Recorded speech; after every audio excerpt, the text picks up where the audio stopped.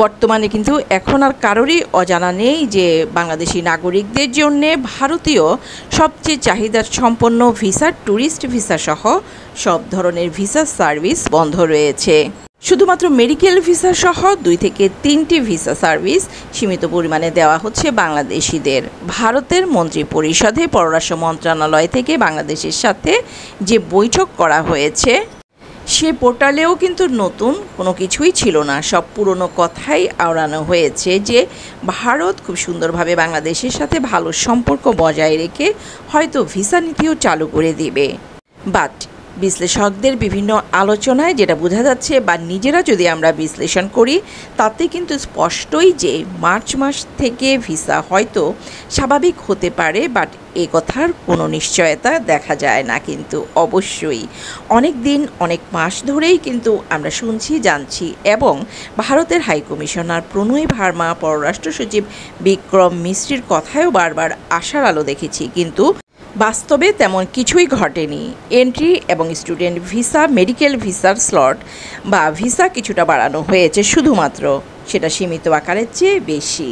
ভারতের news channel বলেন, বাংলাদেশের নিউজ চ্যানেল বলেন, পররাষ্ট্র মন্ত্রণালয়ের বৈঠক বলেন, যে যাই বলুক, ভারতের ভিসা নীতি বা ভিসা ততদিন স্বাভাবিক হবে না।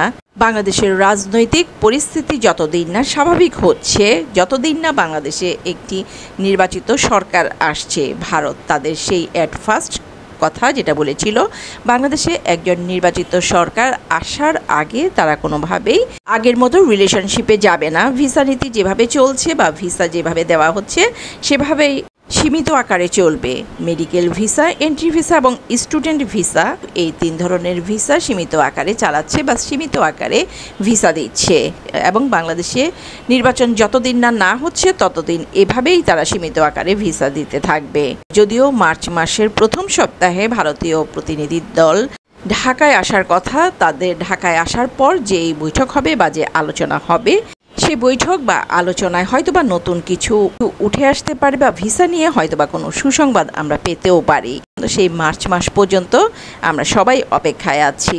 এদিকে ভারতীয় ভিসা সেন্টার বা আইভেকের যে আপডেট আছে সেটা হলো, ইন্ডিয়ান ভিসার জন্য যারা স্লট পেয়েছেন, ফিঙ্গারপ্রিন্ট দিতে যাবেন, সেদিন কিন্তু সাথে করে অবশ্যই আপনার নিজের যে মোবাইল ইউজ করেন, নিজের নামে রেজিস্ট্রিকৃত সেই ফোন অবশ্যই সাথে থাকতে হবে। কেননা দালালদের কাছ থেকে ভিসা স্লট সিকিউর করার জন্যে ভারতীয় ভিসা সেন্টার থেকে এই পদক্ষেপ গ্রহণ করা হয়েছে। যেই মোবাইলে বা সিমে আপনার ওটিপি যাবে বা মেসেজ যাবে, সেই ওটিপি এবং মেসেজ যেন কোনো অবস্থাতেই ডিলিট না হয়। কেননা ফিঙ্গারপ্রিন্টের দিন কিন্তু মেসেজের ওটিপি এবং মেসেজ তারা সরাসরি চেক করবেন। সো অবশ্যই আপনার ফোন আপনি সাথে নিয়ে যাবেন। মেসেজ এবং ওটিপি আসা ফোনটি যদি আপনার সাথে না থাকে অথবা আপনি না দেখাতে পারেন, সাথে সাথে কিন্তু অবশ্যই আপনার আবেদনপত্রটি বাতিল হয়ে যাবে। সো সবাই ভালো থাকবেন। আল্লাহ হাফেজ।